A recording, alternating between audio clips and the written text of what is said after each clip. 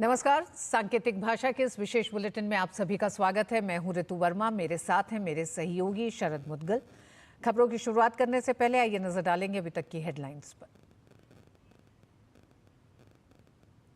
झुग्गियों में रह रहे लोगों को नए साल पर मिला नया घर। प्रधानमंत्री ने आर्थिक रूप से कमजोर वर्ग को सौंपी 1675 नवनिर्मित फ्लैटों की चाबी। साथ ही कई विकास परियोजनाओं का किया उद्घाटन और शिलान्यास।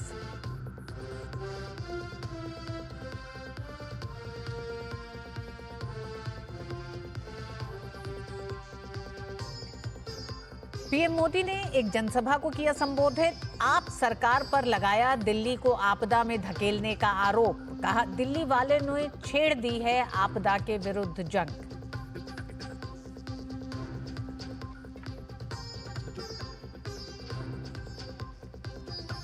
उपराष्ट्रपति जगदीप धनखड़ ने दिल्ली के जेएनयू में वेदांत पर आयोजित 27वीं अंतर्राष्ट्रीय कांग्रेस को किया संबोधित। कहा, वैश्विक समस्याओं के समाधान में वेदांत की भूमिका महत्वपूर्ण।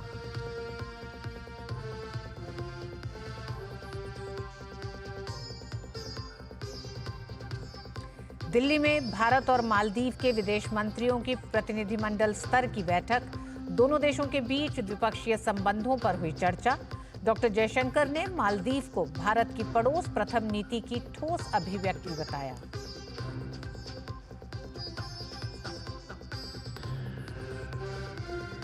और कासगंज दंगे में मारे गए एबीवीपी कार्यकर्ता चंदन गुप्ता हत्याकांड में एनआईए कोर्ट का बड़ा फैसला।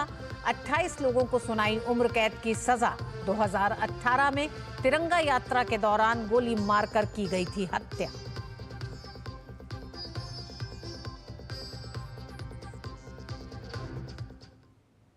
प्रधानमंत्री ने दिल्ली के अशोक विहार में झुग्गी बस्तियों के निवासियों के लिए 1675 नवनिर्मित फ्लैटों का उद्घाटन किया और पात्र लाभार्थियों को स्वाभिमान अपार्टमेंट की चाबियां भी सौंपी। सरकार का उद्देश्य दिल्ली में झुग्गी बस्तियों के निवासियों को उचित सुख सुविधाओं से सुसज्जित, बेहतर और स्वस्थ परिवेश प्रदान करना है।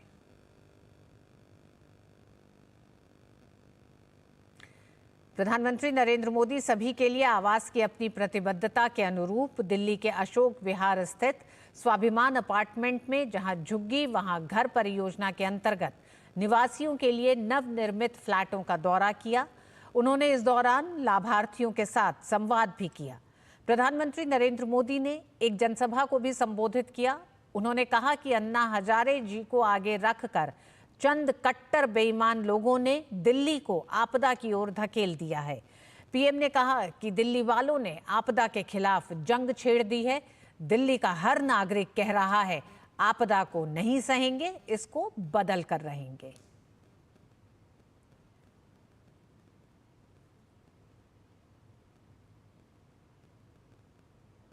अन्ना हजारे जी को सामने करके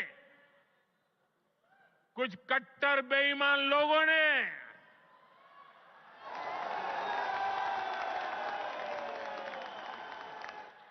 दिल्ली को आपदा में धकेल दिया। शराब के ठेकों में घोटाला, बच्चों के स्कूल में घोटाला, गरीबों के इलाज में घोटाला, प्रदूषण से लड़ने के नाम पर घोटाला, भर्तियों में घोटाला। ये लोग दिल्ली के विकास की बात करते थे, लेकिन ये लोग आपदा बनकर दिल्ली पर टूट पड़ी है। ये लोग खुलेआम भ्रष्टाचार करते हैं और उसका महिमा मंडन भी करते हैं। एक तो चोरी, ऊपर से सीना चोरी। दिल्ली का हर नागरिक कह रहा है, दिल्ली का हर बच्चा कह रहा है, दिल्ली की हर गली से आवाज आ रही है, आपदा को नहीं सहेंगे, बदल के रहेंगे। प्रधानमंत्री नरेंद्र मोदी ने कहा कि देश भली भांति जानता है कि उन्होंने कभी अपने लिए घर नहीं बनाया।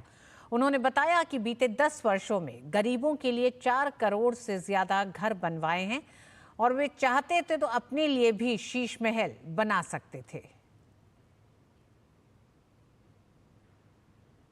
मैं भी कोई शीश महल बना सकता था,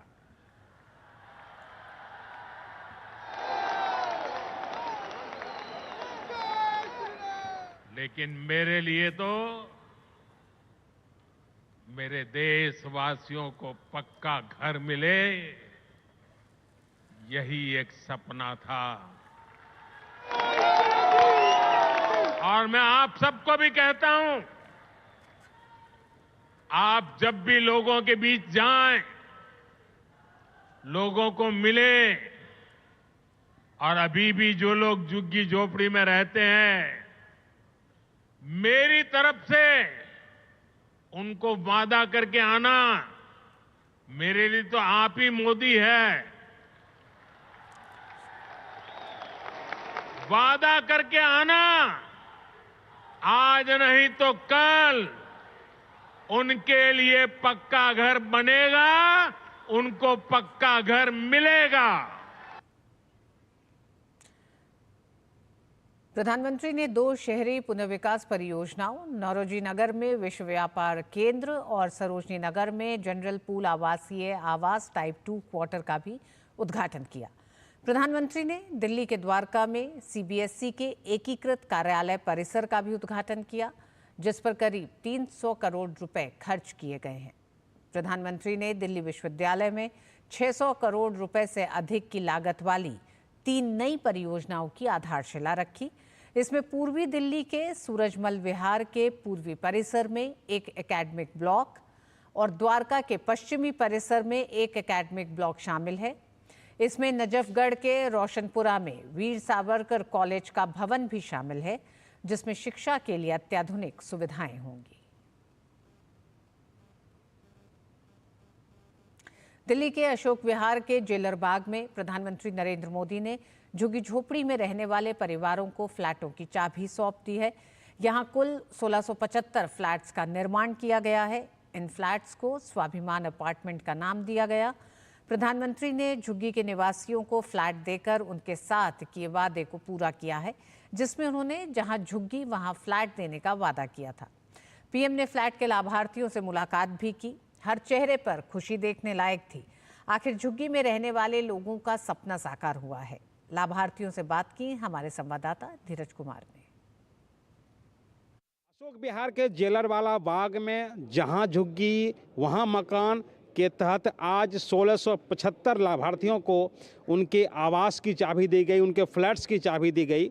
और इस वक्त हमारे साथ बहुत सारे जो लाभार्थी हैं जो मौजूद हैं, जिनको प्रधानमंत्री नरेंद्र मोदी ने अभी अपने हाथों से उनके जो सपने का जो घर है उसकी चाबी थमाई है।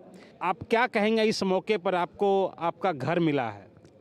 जी, आज तो दिल में तो खुशियाँ ही खुशियाँ हो रही है कि हम झुग्गी से निकल के मकानों में जा रहे हैं। इस हमने जो सपना नहीं देखा था, फिर भी मोदी ने हमारे सपने को साकार कर दिया। आपसे क्या वादा किया था उन्होंने? उन्होंने यही कहा था, जहाँ झुग्गी वहीं मकान, हम आपको झुग्गियों से निकाल के हम महल में रखेंगे। उन्होंने अपना वादा पूरा किया। कि हमारे साथ में कुछ बच्चे भी हैं जिनकी अभी बातचीत प्रधानमंत्री के साथ हुई है, तो थोड़ा सा हम ये जानने की कोशिश करेंगे आखिर क्या बातचीत हुई, क्या आपकी बातचीत हुई है? मोदी जी ने हमसे पूछा कि आप लोग झुग्गियों में से निकल के यहाँ पे रहेंगे तो आपको कैसा लगा। हमने कहा कि हमें बहुत अच्छा लगा यहाँ पे रह के। तो फिर मोदी जी ने पूछा, यहाँ पे आप मन लगा के पढ़ोगे? हमने कहा हाँ पढ़ेंगे। आपसे क्या पूछा उन्होंने? कहा कि उन्होंने आप अच्छे से पढ़ाई करोगे? हमने कहा हाँ हम करेंगे दिल और जान से। उन्होंने मेरे से कविता पूछी थी तो मैंने उन्हें कविता सुनाई थी। कौन सी कविता पूछी थी और क्या सुनाई, थोड़ा बताइए। हम भारत के वीर जवान, ऊंची रहे हमारी शान, हमको प्यारा हिंदुस्तान, गाए देश प्रेम के गान, हमें तिरंगे पर ईमान, अमर जवान इस पर तन मन धन कुर्बान।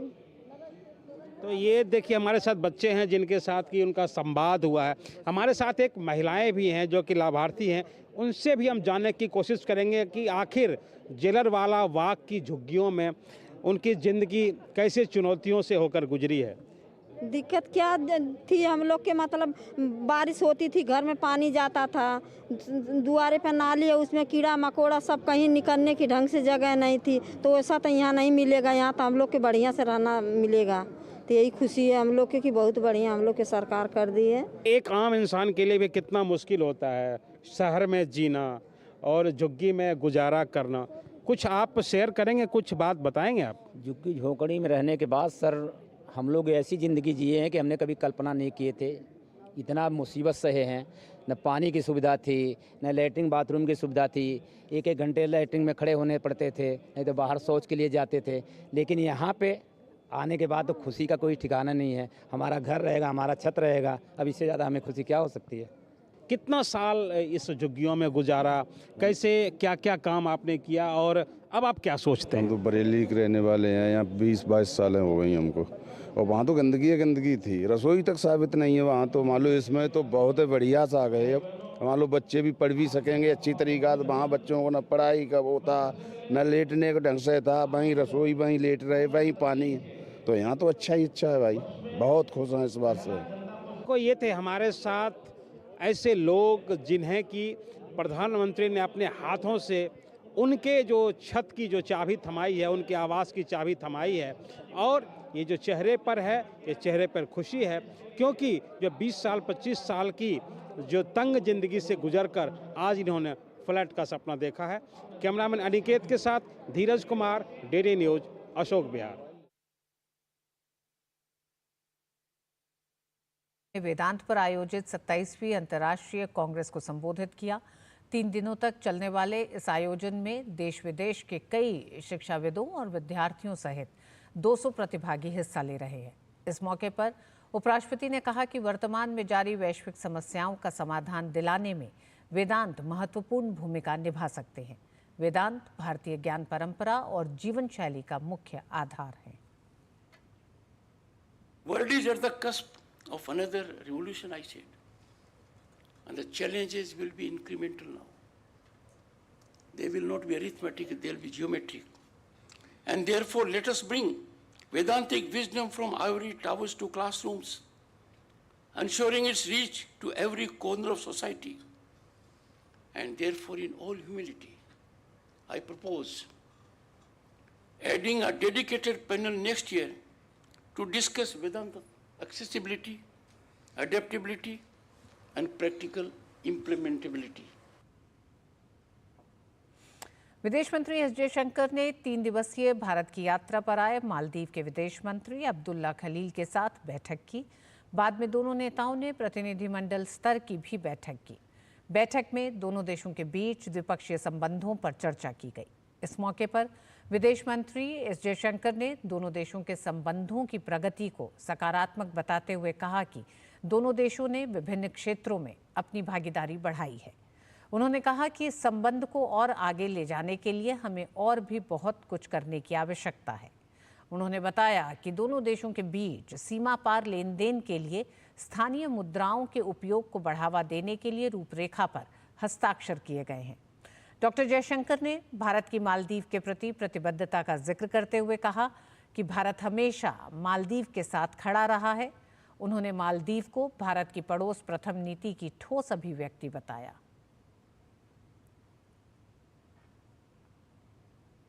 I think we have some important developments to report, positive developments to report. And certainly there is much more that we need to do. I see that the framework to promote the use of local currencies for cross-border transactions has been signed. We have increased our engagements in various sectors.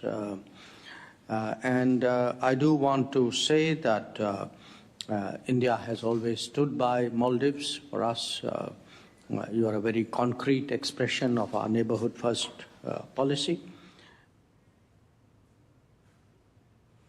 Maldives के विदेश मंत्री doctor Abdullah Khalil ने अपने भारतीय समकक्ष विदेश मंत्री doctor S Jaishankar के साथ बैठक के दौरान कहा कि ये साल की मेरी पहली द्विपक्षीय भागीदारी है। मेरी इच्छा थी कि ये बैठक भारत में हो। खलील ने कहा कि हम आगामी वर्ष के लिए एक गतिशील और सार्थक एजेंडा की योजना बना रहे हैं। उन्होंने इसे मालदीव भारत संबंधों के लिए एक महत्वपूर्ण वर्ष बताया। खलील ने कहा कि हम औपचारिक राजनयिक संबंधों की स्थापना के 60 साल पूरे होने का जश्न मना रहे हैं।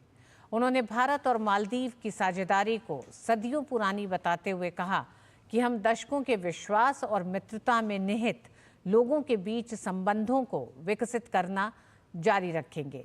खलील ने कहा कि भारत की पड़ोसी प्रथम नीति के लाभार्थी के तौर पर मालदीव की सरकार भारत द्वारा दिए गए महत्व को काफ़ी मानती है। उन्होंने भारत सरकार द्वारा मालदीव का सहयोग करने को लेकर कहा कि ऐसे कई उदाहरण हैं जहां भारत सरकार ज़रूरत के समय तत्काल प्रतिक्रियाकर्ता के रूप में मालदीव के साथ लगातार खड़ी रही है। My first bilateral engagement of the year. I wanted it to be India. I look forward to having an open and constructive discussion with you as we plan a dynamic and meaningful agenda for the year ahead. It is an important year for the Maldives-India relations. We are celebrating 60 years of establishment of formal diplomatic relations. Our partnership dates back to centuries. Our partnership is built on mutual understanding, respect, and a shared commitment. Rooted in decades of trust and friendship, it will continue to thrive, propelled by people-to-people connections. Honourable Minister, as a beneficiary of India's Neighbourhood First policy, the Government of Maldives deeply values the significant importance India places in its relationship with the Maldives. गृह मंत्री अमित शाह ने गृह मंत्रालय में 7वीं द्वीप विकास agency IDA बैठक की अध्यक्षता की।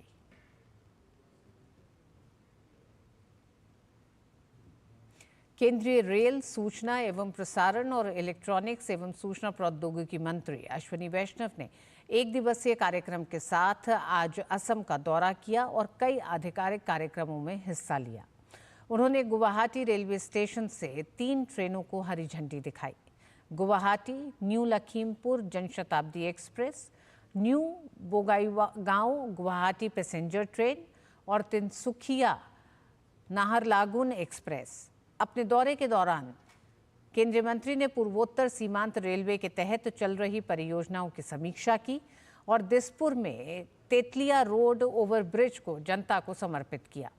एक वर्चुअल कार्यक्रम में उन्होंने आकाशवाणी कोकराझार में 10 किलोवाट के FM ट्रांसमीटर का भी उद्घाटन किया।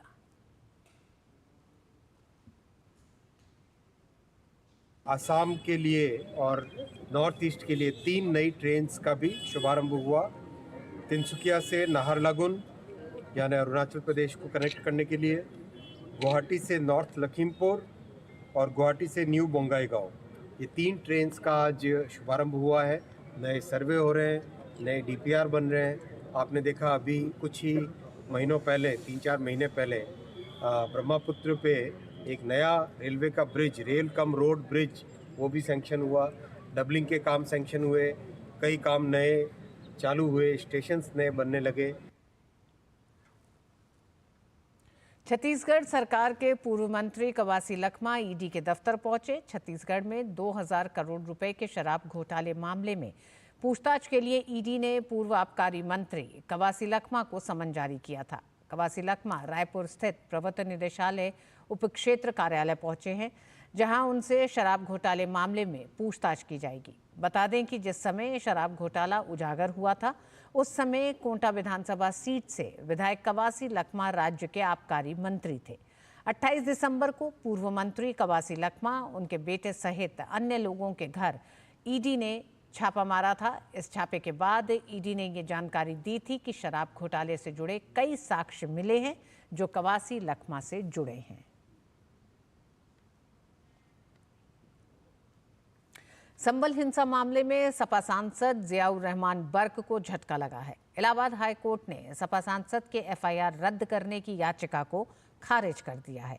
कोर्ट ने कहा कि इस मामले में एफआईआर रद्द नहीं होगी और पुलिस की जांच जारी रहेगी। हालांकि हाई कोर्ट ने पुलिस को फिलहाल सांसद बर्क को गिरफ्तार नहीं करने को कहा है।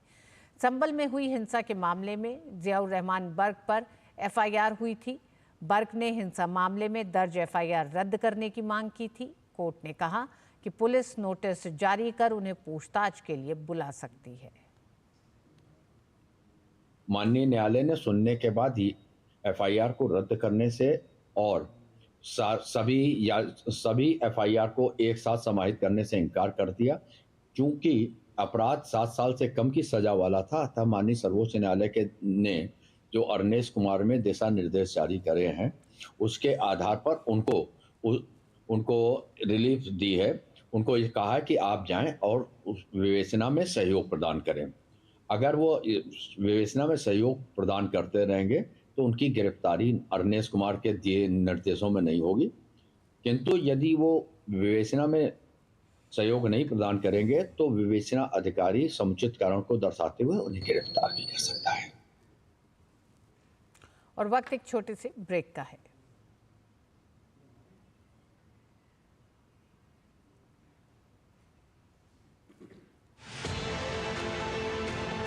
सबसे पहले साइबर अलर्ट कार्यक्रम में ही हमने ही उठाया था ये मुद्दा डिजिटल अरेस्ट का, आपको सतर्क करने के लिए। खौफ इतना पैदा कर दिया था कि आप नहीं बात मानोगे तो हम आपकी फैमिली, बच्चे सबको भी अरेस्ट कर लेंगे। मेरे हाथ कांप रहे थे, मन हो रहा था कि किसी को बोल दूं, जैसे तो आत्मा अलाउ नहीं करती। कभी सीबीआई इंस्पेक्टर बन के और कभी ईडी के अधिकारी बन के, पुलिस के अधिकारी बन के, क्राइम ब्रांच के बन के, तरह तरह से उसको डरा धमका के जो है उससे 20 लाख रुपये ट्रांसफर किया। ये सारी चीजें अधिकतर आप देखेंगे Cambodia, Myanmar, Laos, PDR, Vietnam, इन देशों से हो रहा है। देखिएगा साइबर अलर्ट मेरे साथ शनिवार रात 9 बजे।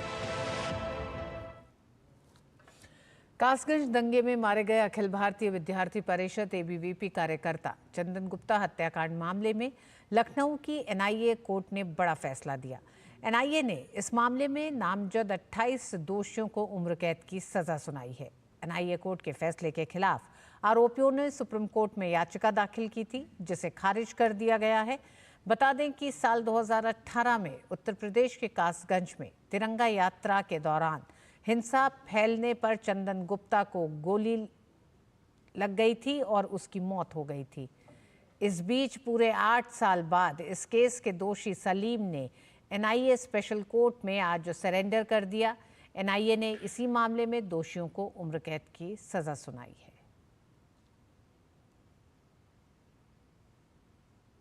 उनकी ओर से ये तर्क था कि जो है, एक तो ये था कि ये संख्या ज़्यादा है और सबका रोल डिफाइन नहीं है, खाली सलीम का रोल डिफाइन है, उसको जो है मारने का रोल है, लेकिन वो जो है उसकी कंडीशन, हेल्थ कंडीशन जो है वो बहुत ख़राब है, इसके लिए उसने दया की जाए। सलीम का रोल जो है मारने का था, लेकिन उसकी बीमारी की कंडीशन को देखते हुए ये कोर्ट ने जो है निर्णय लिया।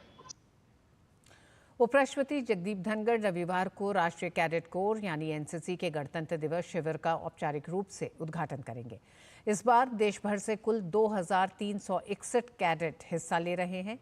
इस बार गणतंत्र दिवस परेड समारोह में भी कर्तव्य पथ पर NCC के कैडेट समेत छात्र और छात्रा कैडेटों का भी दस्ता शामिल होगा। दिल्ली पहुंचकर कितने उत्साहित हैं ये कैडेट, इसका जायजा लिया हमारे संवाददाता गिरीश निशाना ने।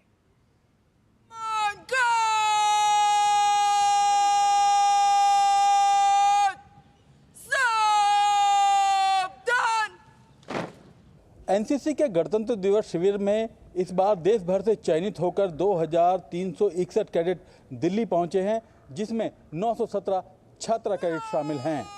2361 कैडेटों में से कौन कौन कैडेट कहां पे चयनित होगा, इस पे ज़्यादा बात करने के लिए हमारे साथ मौजूद हैं NCC के महानिदेशक lieutenant general Gurvir Pal Singh sir. Sir, ये कैडेट कर्तव्य पथ पे कौन कौन सेलेक्ट होने वाला है? तो कल कर्तव्य पथ की सिलेक्शन हुई है कैडेट्स की, बैंड की सिलेक्शन अभी हो रही है। हमारे 2 दस्ते, एक बॉयज़ का और एक गर्ल्स का कर्तव्य पथ के ऊपर जाते हैं और हमारे 2 बैंड भी जाते हैं। कहा जा रहा है कि कई देशों के कैडेट भी यहाँ आने वाले हैं। कुल कितने देशों के और कौन कौन से देशों समेत कैडेट आने वाले हैं? 15 से ज़्यादा देश के कैडेट्स आएंगे, भूटान से, नेपाल से और आपके रशिया से, और हमारे कैडेट से दे विल इंटरैक्ट। देश भर से कुल 4 बैंड चयनित होकर देश की राजधानी दिल्ली पहुंचे हैं। इसमें से एक बैंड है NER। कुछ कैडेट हमारे साथ हैं, बात करते हैं।